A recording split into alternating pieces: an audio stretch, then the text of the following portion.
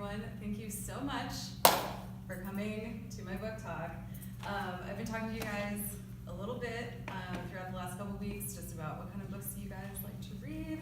I know that you're really excited about being on the computers and playing video games, which is very important, and I don't want to take that away from you. So I kind of wanted to choose some books that were similar to maybe some things that you were interested in looking at online or playing online. I do have to admit I'm not a science fiction person. I really love reading YA about people falling in love and getting betrayed, and there's a lot of like family drama, and it's like, you know, just like that weepy stuff. So I've been looking at Ender's Game, and I've been looking at House of the Scorpion and Warcross for a really long time, and I've been like, it's okay, it's all right. But I haven't read it, but thanks to you guys, I read all 3 of them, and they're really great. So I guess I'll kind of go chronologically in terms of time. This first one, Ender's Game, is a sci-fi fantasy classic. It's published in '86, I believe. Let's double check, by Scott Orson Hard. And Ender's Game is the first book in a series, 77. So this is like way before a lot of things that you kind of look at now. So Ender's Game tells the story of Ender Wiggins, and he is chosen to go to a battle school, and he's like living in the future. He goes to a battle school, and the people in his school are kind of looking at him, and they know that he's going to be really great, like out in the field. So there's this war going on between like one race and the Buggers. So the Buggers is this like alien race, and there's kind of this narrative going on the whole time. It's like, are they like watching the humans, or are the humans watching them? But there's always this kind of training going on. But the things that are really central to Ender is that he's 6, which is kind of crazy. But he's 6, and he's already starting to develop this sense of what causes him to do what he does. So he goes to school, and he tries to like pull somebody over the arm of his chair, but it's like anti-gravity. They're in an anti-gravity ship, so he accidentally like flips him way over his seat, and he goes flying down the whole ship, and he breaks his arm. And Ender's like, well, like I just wanted to like scare him a little bit, and he freaks out. But he has this brother who is really into like hurting people, and he's like really into violence, and Ender's like, well, I'm not my brother. And his older sister Valentine is really sensitive, and she's really into like the feeling perception thing, and he's like, well, I'm not gonna get anywhere if I'm like Valentine. So he's trying to grapple with like, I'm clearly this like, I have this like capability to be really violent, but that's not who I am as a person, and what does that say about me? But all the people in his school are like you're the one, like you're who's gonna get us forward. So it's about his traveling through battle school and dealing with all these like tropes of identity and growing up and like, you know, moving into battle. So also a small disclaimer, since it was written in '77, there's some pretty dated language, and there's a lot of like kind of dated jokes in it, and it's pretty telling of the times at times. Maybe this won't really be chronologically, but the next one is Warcross. I guess I'm going in order of my favorite. So the next one is Warcross, and this one felt a lot like the Hunger Games a little bit. Just kind of in the setup of someone being chosen for whatever reason, being chosen to come in and like play and participate in this game, and they have like one mission that they're supposed to accomplish. So in Warcross, we meet Emeka Chen, and she is 18 years old, and she lives in New York City, and it's a little bit in the future, but like not so far away that it feels super detached. But she has this really cool skateboard that lights up, and she gets to, you know, kind of fly around on. And when we first meet her, she has like $13 in her bank account. Her father was an artist, and he's died. She's living with this roommate, Kira, who like kind of cares, but like not really. So she's not really any help. And Emeka is trying to figure out how she's gonna pay her rent, how she's gonna pay off all of her debts, how she's gonna pay like her dad's medical bills. And she's a waitress. So I don't know if you guys know anything about waitressing, but you don't make like a whole lot of money. and she's like $6,000 in debt, so she's like, you know, waitressing is gonna take a long time to get that done. And the thing that she loves, and that kind of everybody loves, is this video game called Warcross. And Warcross, the gamer who invented Warcross, he invented these glasses that are like the most high-tech VR glasses that the world has ever seen. So you put them on, and instead of like simulating an external environment, it uses images from inside your brain to project a reality in front of you.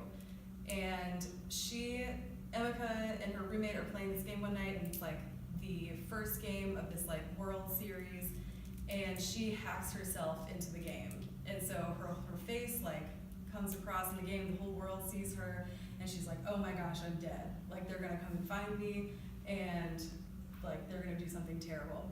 But instead, the creator of the game finds her and flies her out to Tokyo and is like, you need to, like, you're a bounty hunter and you're really good at catching hackers, and you're a hacker, so I need you to come in and find this like one hacker who's in the game who's threatening to like dismantle the entire universe.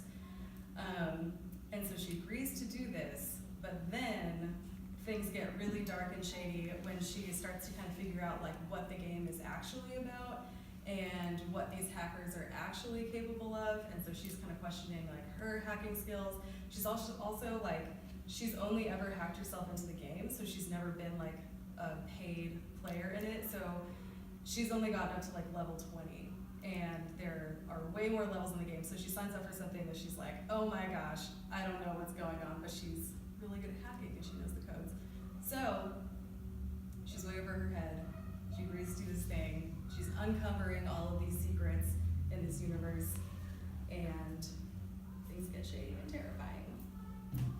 So that's Warcross. Also, Marie Lu is, this is the beginning of another series, so kind of going along with other video games and like VR environments. And finally, the House of the Scorpion. This one Chase chose over Howl's Moving Castle, and I'm so grateful that you did, because this is like just really wonderful.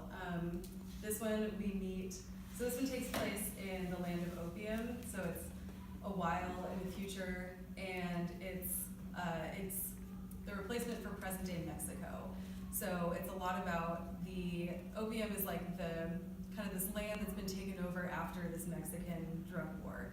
So when you're first starting to read about it, you kind of are really familiar with this landscape of maybe things that you've seen in real life or on the news, but it's kind of like picking up where like a failed drug war left off.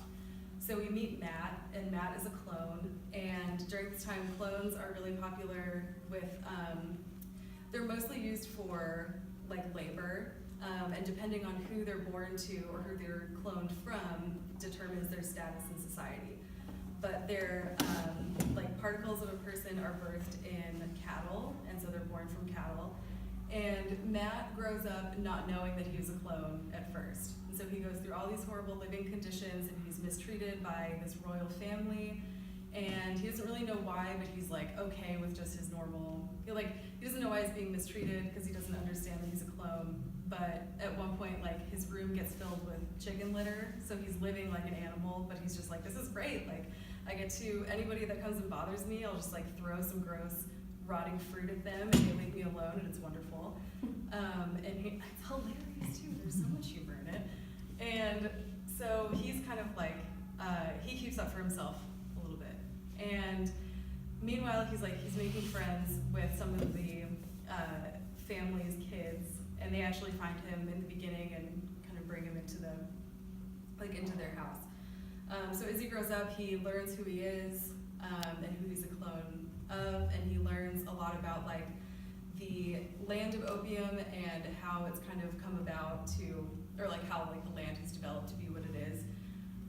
And so this is really like a coming of age tale where he starts to recognize the world around him, where he's like, oh, all these laborers that I see all the time, maybe that's not fair.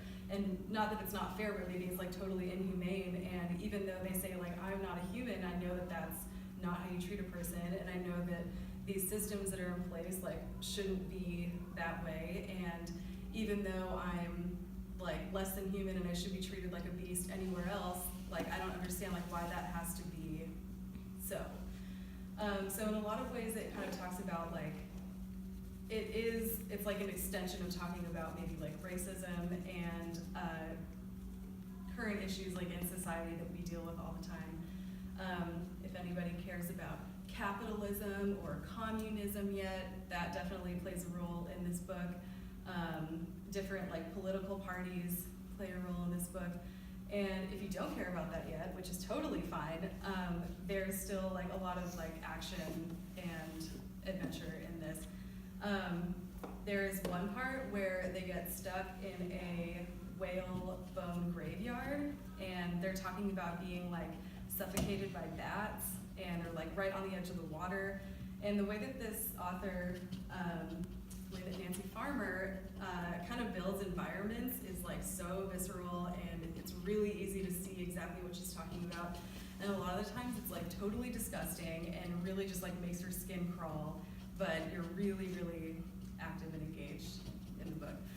Obviously this one was my favorite because it had the most, like, not that the other two don't have a lot of heart to them, but the way that the language works in this one, like, it really pulls your heartstrings, which I love, but you still get kind of this aspect of like the magic of what it is to grow up and like the magic of what it is to have friends, and it's beautiful.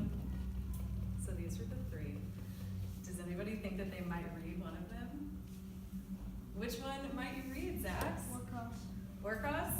Cool. What makes you want to read Warcross? The fact that it's about a game and they're gonna take you and all this stuff. She's a hacker. Yeah. And she's like a really, like, I know that I made it sound like she wasn't a good hacker, but she's like a really great hacker. And she knows coding really well, so she can kind of get all of these little details.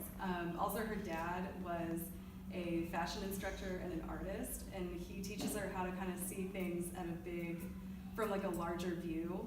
So at one point he like takes her into all this coding, and he's like, what's the problem? And she's like, I can just see the whole thing and like cross my eyes and blur it out, and I can see what's wrong.